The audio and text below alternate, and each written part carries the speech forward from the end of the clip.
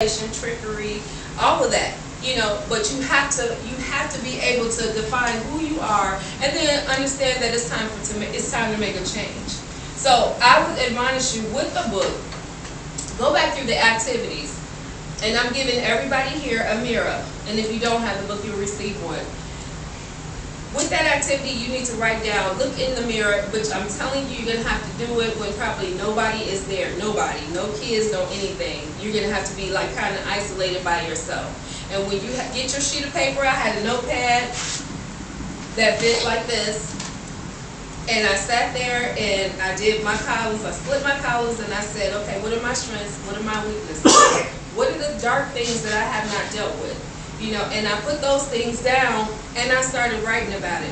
I was sobbing, I was crying. I think I ran through a whole box of tissue, had to go get some more tissue. But I slept like a baby because I think I cried myself to sleep. But I felt, because when the tears are good for the soul, it was a purging for me. I was cleansing out and I was getting rid of those things that I was keeping dormant in me for many, many, many years. And stress, and we hold things, is a silent killer, and it will. And I just realized every month this year, since January, I have lost somebody that was very close to me. And the majority of them that I have lost was due to stress. Many of them I didn't know how much they were holding inside, and some of them were trying to ask for help, but they didn't know how to help themselves. We can only help people that can help themselves or want to help themselves. But sometimes we get stuck in, we want to enable and do everything for them. They're not learning at all. If we do and get in the way all the time, we have to allow them to fall, and it's okay. Then you tell God, cover them. Put your arms around them. Because you keep getting in the way, guess what? They're not passing the test. And the same issue is going to keep coming around over and over and over and over and over again, because you won't get out of the way. If you ever heard let go and let God, that's what we have to do, sometimes. Even with our own selves. When we start experiencing things that's going on with us that are beyond our control, we have to take us out of the equation. Pray about it, still do something about it, but ask God to help us. Get you out of the way. Stop trying to do it all, because God has a plan here. His plan is far more greater than what yours will ever be. And that was one of my problems, because my mom, she taught us to be independent. So it's a good thing and a bad thing. So we're used to doing everything. So if somebody asks us, do you need help? No, we got it. We're going to figure out a way to get it done. But, and it was bad in relationships, because the man was like, well, you don't need me. What do I need? Or at work, well, you don't need me. You can do it all. Or you'll be like, I really need some help. And everybody's sitting down because they're used to you doing it all. And that's when you have to start realizing that let people do what they're supposed to do. And you have to start taking control of the things that only you can do. And so, again, with that book, I purged, and I really found out that I had lost myself for about maybe 10 years.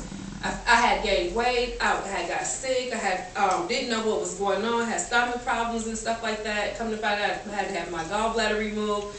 But I felt like when I stepped back, I felt like it was all stress related. I've always had stomach problems anyway, but I really pushed it on even more the more I began to not face myself. And it was like I was this mask, this person hiding behind a mask, and I didn't even know who I was anymore. I didn't want to take pictures. I didn't have a Facebook account. My sister would be like, you need to get on Facebook. Everybody's looking for you. And I'm like, they don't need to see me. They can just contact you if they need to. It's like I disappeared off of the earth. And I had colleagues that told me that. They were like, you've been gone for 20 years, and it's like you just fell off the face of the earth, because I was in this shell hiding. Because I didn't know who I was anymore. I didn't want anybody to see me. I didn't know what I was supposed to be doing, and it started probably when I was in college, when Dad was there and stuff. I didn't know. My mom wanted me to be a beautician. I was like, no, because I can do hair and make money in college. That's not a profession. Then she said, well, you can go to work for the state of Illinois. That's a guaranteed job. I'm like, no, because I don't see myself hearing prison doors closed behind me and that being a job for me. And she's like, well, then you have to move and get out of here and do something else. But it took me a long time to figure out what I wanted to do. I could do hair. That was part of it. And if I was still stuck, I would have thought I was supposed to be a beautician. Then I could, I dealt with social services, and I thought, oh, okay, well, I'm just supposed to work with a certain population, and then, I could create and I make jewelry and do different things. Then I thought, well, maybe I could just make jewelry and sell that. And those are just all gifts that we have, because you could be just the jack of all trade, but there is something specific that God wants for you to do. And you have to figure out what that thing is. And I can tell you, it's probably something that you don't want to do. And I used to speak in front of people. When I looked back, I used to be on stage. Teachers would pick me to do like spelling bees, student council. And I'd be like, why am I always getting picked? And then I would get there. Then I did Black History. I actually tried to dance because that was what I was going to go to school to be. Was a fly girl, if you remember back in. And then I wanted to be a fly girl. That's what I was going to be. And stuff, but that didn't work out either. And stuff. So I had all these things of what I was going to do, and become. And I majored in communications in my undergrad, which I had to do presentations, I had to public speak, I had to create different things. My master's, I knew I wanted a business. I called myself going to school saying, I'm going to be a business person just like my aunt. She's an accountant. I took accounting 101 and was like, I'm not doing that. So I got out of that and realized that was not my niche either. And then the university, I took all these math classes, and they said, well, if you change your major, then you're going to need 4 years of Spanish. And I was like, only no bueno. I'm not doing that either, because that means that's another 2 years I got to be in school, and I'm already on a long track. That is okay with me. And so I knew business was it, but I knew I also, was speaking in front of people. And I remember even as a kid, my dad, my biological dad, was saying how they had called him for me to be on a commercial, and I actually tell him every time, you messed up my life. I could have been a star a long time ago. And you stopped it. Every time I think about that, I would get upset about it, because I really was like, I didn't have to struggle. I could have been up there somewhere with all the other stars a long time ago. And stuff, but that's not the plan that happened for me either. So then my master's, I was like, okay. My undergrad, I didn't care if I got a degree in Mickey Mouse College. It was just get me out of school, But when I got into my master's, that's when I started to take a turn, and I started to go into social services. I started working with people, working with kids. I became a workshop instructor for like Upward Bound and the community colleges. I started teaching and doing things like that. And then it ended up being that, and then I started my own business. It's called Charismatic Impressions. And then I started helping people churches put together their 501c3s. I started doing team building, communication, going out, networking, meeting with people. My name is Bridget, but it's been called Bridget the Bridge Builder. And I'm a networker, I'm a connector. So I was kind of the storehouse, the warehouse. So if I knew something or I knew a person that had this stuff, I would get you connected to that person to take you to the next level. So I was about growth and development of a person, but I didn't want that. So I ended up majoring in management and got my master's in that. Then started teaching a little bit more. And I'm like, what am I teaching? Started my own GED program. Started doing that. I started actually passing people beyond other teachers that were teaching the class. I even started, I was able to pass Hispanic, people that spoke Spanish, and I didn't speak a lick of Spanish. They were actually teaching me some things, but I was able to get with them, and when God anoints you and He has an anointing on your life, you can do things that normal people, cannot do, and that's anointing, because I don't speak, I know Kamastar, bueno, I don't know anything else, and how am I going to help them, get to the next level?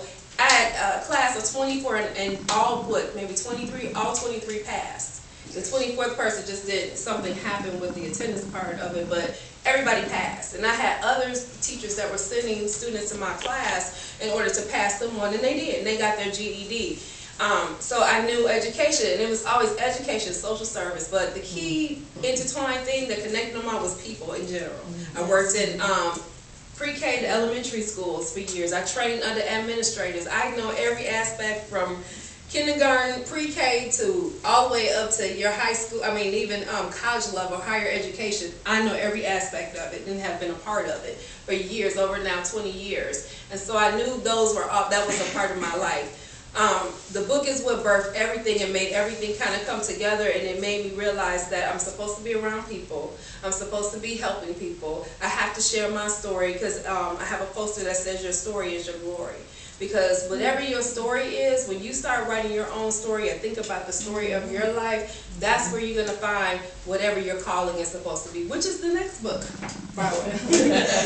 It's the calling. But you have to be able to face yourself first and deal with that. You have to get that fine-tuned before you go to the next book. Because that's graduation. That's a promotion to the next level. Amen. Because once you're able to identify those issues and deal with yourself, then you're able to walk in your purpose, your God-given purpose, Amen. the destiny that God has called for you to do. But until you're able to do that, you might have to read that book 3 and 4 or 5 times. It's okay. You know, right? Because the activities are going to help you to break.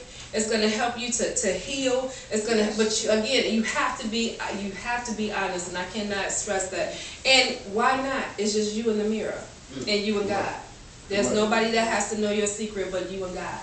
You know, if you want to share with the world your secret and stuff like, you can, but you don't have to. It's whatever you have between you and God, that's between you and God, and He'll use it in a creative way where it's still kind of covered up, where it's not exposed, where it's gonna, you know, embarrass you. But you'll know what to do with it. But I had to come out with a lot of my things because I knew that my ministry was deliverance, it was healing, and it's, you know, I had to be there because I have to be able to get to the core of what your problem is. And God has allowed me a gift to see beyond what the human eye can see, and I can get to the root of, like, I can look at you and tell exactly what's going on with you and tell you what the path is of where God is trying to take you and where He's trying to lead you and what's keeping you blocked. But it's up to you to receive it, it's up to you to acknowledge it, and it's up to you to deal with it and allow God to move you into the path of where you need to go. We've had people that had babies out of wedlock. Doesn't mean you have to stop. That's right. That's been going on for years. That didn't just start happening in 2017 at all. I mean, we've had people that have gone to jail. That doesn't mean you stop. You keep on going. I've seen people that have felonies, all kind of things on their records, but was able to get a high top job, making more money than somebody that had a clean slate record. That's right. You know, so when God has the favor when the favor of God is on your life, you can do things that most people cannot do at all. Amen. You know, but it requires submission, obedience, and you also have to be able to hear, and you have to, more importantly, spend time in the Word. Spend time in the Word, reading that. Spend time communicating with God. Spend time on your knees praying to God, worshiping Him. You know, because you have to put Him first in everything that you do. And going back to the story, that is what Ruth did. She put God first. And she took herself out of the equation. And she followed a woman who she knew, but she didn't know where they were going to go to and what that path was going to lead them to. And it led her right into a king, a man, who was able to turn not just Ruth's life around, but Naomi's life around, his life around, because guess what? They ended up having a son who was in the lineage of Jesus Christ, you know, and was part of David, Obed, Jesse, you know. So she had no idea she was started in the line of giving birth to a king, you know, the bloodline. You know, so when you read that story, it's very good, but it's known as a love story. It is a love story. It's her love for God and how she was able to continue to follow the path and allow God to navigate that journey into another place that she didn't even know. And she was like, okay, God, I'm going to trust you. I'm going to trust you. My eyes are on you. I'm not going to fall. I have this person who, and He'll connect you to the right people. All it takes sometimes is just one person that can change your entire destiny. Amen. And put you on the right path. Amen. And take you to where you go. And then you may never see that person again. That's right. And then He'll place somebody else. And then He'll place somebody else. Because we have to learn and know, and this was a problem that I had, you need to know when to let it go. Thank you. When to stop. When to release. Because sometimes people are just there for a season and a reason. They're not part of the destiny of your plan to go with you all the way. They're just a certain piece. And some of it could be good and some of it can be bad. You know, certain bad things happen. But it was a part of the course, and I had to go down that line. And then I was like, but God, you said you don't hurt people. You know, and He's like, but I'm using you. I have to use you, and I have to use you out of that pain. Because God, I think my biggest impact that I had was when I was ministering out of pain and when I wrote this book, because I was in major pain when I wrote it, and I was able to really express and go dig deep on the things that I was dealing with, and God was able to really heal me and bless me in such a way that now doors are opening up. I said, okay, I give up, and then there were some things I still had to release. I was like, God, nobody is perfect. Why can't I just do? He's like, you have to let that go, because he will challenge you to give something up, and it's going to be something you don't want to give up, and it's going to be hard to give up, but you have to give it up. What will you give up for him? And that's what lets him know that he's first in your life, and that way he can bless you, and you'll be like, I didn't need this in the first place. This was blocking me from getting to my next destination because I thought this was very valuable, and he'll bring something better, and better. So keep your eyes open, always be open to receive, and don't be afraid of change. Amen. Because just because you're in Lima, Ohio, and your pastor ain't gonna give you, I don't mean moved. Just because you're here, he may call you somewhere else. And you can still come back and visit. That's why they have, the airplanes, the trains, and the cars, and and he may visit for you. You never know. But this world is so big, that you can still reach out and touch someone. And I've learned, even with me teaching online, I'm dealing with people that are all over the world. And when we get on the phone and talk, or when we're doing video conferences, it's like they're right there with me, and I'm right there with them, and they appreciate that. And that allowed me to see that this is a big world, and God has given us so many different resources to reach out and touch people. In so many different ways. They don't even have to and that was another thing. In here, there's a QRC code. I have on my website a CD prayer that's on there. And it was birthed because of my students. One of them was sick with cancer, and she had adopted 2 little boys. And she had told me that, she just said, and I was like, can I just pray for you? I was like, this is out of protocol. I'm probably going to get in trouble, Lord, lose my job. But can I just pray with you? And she was like, oh my God, please. I began to pray for her and just started speaking life into dead situations and different things like that. And she told me, she said, you really blessed me. She just started crying, and she told me, your voice is just so calming. When I talk to you, it's like your voice calms me down. It's like, peace be still. And I've had like 3 different ones at that time, that same class, that kept telling me the same thing. And I was like, why do they keep saying that? Nobody else wants to hear my voice. They be like, shut up. But they were like, it's calming. And I'm like, really? So I started praying and asking God, well, what can I do with this? Because I can't call them every day, and I can't pray with them every day, because I was getting those, well, can you pray for me? And then my text with my phone would be blowing off, and I'm like, I can't text them all these prayers. I can't talk to them. So I said, he showed me, do a CD. And that way they can connect with you at all times. So if they need to hear your voice and they want to hear a prayer and they want to connect, because it's not really me, it's him. They're trying to connect to him, then they can hear that. And when I did that, it was a totally different level. And now, I tell my students now when I'm in class, because, I thought that it was me being a teacher, but also he uses me in that aspect as a minister as well. I send out every Thursday inspirationals and motivationals.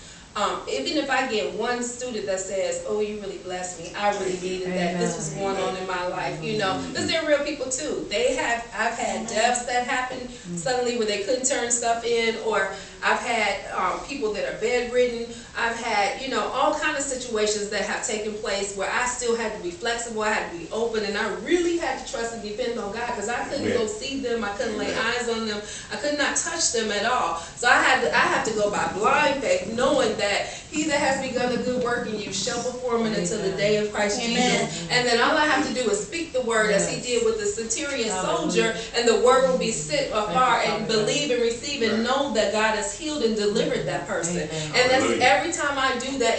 I even now have, can my friend call you? And I'm like, friend, trying to deal with you, but and it's fine. But our God isn't a small God; He's a big God, and so He allows us to do many different things in creative ways. So now I'm like, okay, God, I'm ready to stop working for the state. Now can I go to do this full time? I'm ready now. But I'm still there for some reason. But I'm waiting to be released. But I still teach in the evenings. and stuff like that. And I enjoy doing that because I love touching people from around the world and just in general, people that are before me like you guys. I love making a difference. I love trying to meet people where they are. I love trying to build people up, you know, to get them to the next level, because I've been there. We all have been there, and we're all human. We all make mistakes, but you have to know that God is bigger than your problem, and He's bigger than your pain. He's bigger than your situation, your environment, and He can take you to places that you have never seen before. You know, so it says, eyes have not seen, ears have not heard, neither has entered to the hearts of man the things that God has prepared for them that love Him. So at this point, who is your God? Amen. And we have to be careful there, because what is your God? Is it a person? Is it a place? Is it a thing? What is your God? Is the job more important to you? Yes, we want to be able to pay our bills and different things like that. I understand that. But what are you doing on that job? Are you witnessing to anybody? Can they look at you and say, oh, she's the light of the world. I want to be just like her. Are you the person they come to when they have a problem and you're like, I got problems of my own, I don't want to talk to her. I need somebody to come talk to me about my problem, you know. But it's whatever you do for God, He will do it for you. Amen. And sometimes we have to take ourselves out of that and talk to them about their problems. And you never know, while you're talking to them about their problem, you're getting delivered too. You're getting some healing. You're getting some, you know, some freedom as well too. You know, so you have to be open to communicate. Or you're going in the store and somebody's asking you a question, or like if somebody was lost, my sister did it, we did it today, and I have to read it. We were on our way here, and me and my middle sister, we went out to go to the bathroom, the restroom. We come back and I left the car on and everything. The little one here, we see her, she walking out, coming back to the car with somebody, and we're like, what you doing? You know, and I think the car was running, all of our stuff was in here. I mean, you know, because you hear about thefts, and especially in my hometown, they're just like, immediately, as soon as you turn your head, they take your car and gone, you know, out your driveway, all of that, you know, gone. And I'm like, I said, what if somebody would took my car? And she's like, well, nobody gonna take your car, girl. I was right here. And I'm like, you weren't. And she said, the guy was asking her for some information, which I was still trying to figure out how did that happen, because she was in the backseat of the car. So we asked her some questions, and she was able to help him. You know, where we were like, he might have been a terrorist. He might have done something. And then you got out the car safely, and you left my car running. You know, but she had to trust the God in her, and then the God in him, to understand that it was okay to talk to him. It was okay to tell him what, you know, whatever it was. We still don't know yet, but whatever it was, he asked, and I mean, she came smiling, and we were like, you don't know him. And then first I thought, we're in India. Indiana. We haven't even got to the Bible yet. And I'm like, okay, I know it's a small world, but it's not that small. I do know him. You know, so I left it because I would have got angry. But I was just like, you put everybody in the car, you, him. You know, so, but that was just the thing of, that was just the example of, she took herself out of the equation and she was able to go out and help somebody. And we have to be able to do those things, to be able to trust God, that He's not going to lead us astray, and that He's going to lead us into our blessing. He's going to take us into that wealthy place, and He's going to take us into that place that's going to make a difference in our life. You know, you go from the pit like Joseph did and go to the palace. But remember, Joseph still had to go from the pit back to the palace. You know, so it's not a straight shot. You are still going to have to climb, and you may have to come back down. You know, but as long as you're on your way there, that's what makes the difference. Any questions as it relates to the book? And I'm in teacher mode. I'm sorry. Yeah, I got a question, Bridget. So, you know, this is exciting. This is amazing. I'm so thankful. Listen, if somebody wants to take the journey of your book, and maybe even like the ladies are doing that in a group, Jiwa, but say there's somebody who's just not quite ready for the group, you know, but they know that in their heart they want to try this thing, they want to do this thing, but I don't really want to do it in a group setting. I want to do it by myself. I don't even want nobody to know that I'm doing it. Is there anybody is there any way that they can get resources from you or get in contact with you? Or, you know what I'm saying? Will you help navigate that place with them? You know, which brings me to that was good. Thank you. Now I'll explain that in two different ways. In my class, I created this team project. And I don't know what it is about the word team. Everybody cringes. They don't want to be a part of it. Right. What do you mean about this team? I'm getting ready to withdraw from the class because I work. I don't have time for that. I got a schedule. I got this. I'm taking care. I'm a home health care. Take care of my mama. This, and that. And so I immediately put it out there. Okay. I put everybody on a team. They don't even know who the people are. They come into the class with this team. And then I tell them, as soon as you go in and check into your team, I need you guys to get together, email each other. I set up a way where they can communicate inside of the course shell, and they have to come up with a date and a time that they can meet with me. I tell them, don't do anything regarding the assignment, even though you saw it. Don't do anything with it, because you're going to be confused, and I already know people are going to have a whole heart attack. So after they still have a heart attack anyway, but they call me, and they ask me, we do a conference call. I go over what the project is. I go over all the documents that they're supposed to have. I open it up for them to allow them to ask questions, and I tell them, team you're on a team. When you go to a job and you're working with people, that's a team. Mm-hmm. When you go into, church, you're here. This is a team. Amen. And so it's just like when people are afraid of computers. How many people have cell phones? Yeah. How many people have a bank account where you punch in numbers at ATMs? Yeah. That's a computer. But you have so many people that are afraid of technology, and they don't realize until you point those little things out that that's really technology, and you're actually doing it without even knowing it. And even being in the team, you're a part of the team. And so what I tell them, and I'll say, put down what your skill is. Talk to that person or email. Tell them what your skill is. And I had somebody that was resistant, but she did go in and put down what her skill was to create the team charter, is what I call it. And then I said, you guys, you're answering the question. It was called a project-based learning activity, where they had to find a project. And you might want to do this here at church. With your group, with your women's group, or your group. And it's what you do is you find a problem. It could be a church, in a community, wherever, your job, whatever. And then you come up with, it's called a driving question. Why is that a problem? What is the problem? Right. And then you break them up into who, what, and whys. And then you find out also who did it before, why was it successful, but how can you make it better? Mm-hmm. And what I have them to do is I implement it because they're online, they can do video, they do PowerPoints, they have to be creative with their presentation on how they present it. But what I do for that person that is introvert. I tell them to delegate, assign that person something. Because when people are, everybody's not what is it? Extrovert. They're not an extrovert. They don't do well in groups. Right. So I tell them, we'll give that person this. And then that way, and I tell them to do it with everybody. And that way, everybody's working on their own. Hallelujah. And then when they're done, they submit their information to that one person, that leader, or that, send it to them. And then the team puts it all together. And I tell them all the time, we're going to have a love-hate relationship. You're going to hate me because you have to do it, but you're going to love me in the end. And every time I do this project this way, the person that was a shy one ends up leading the group. Amen. Every single time. Wow. And they have actually the most dominant story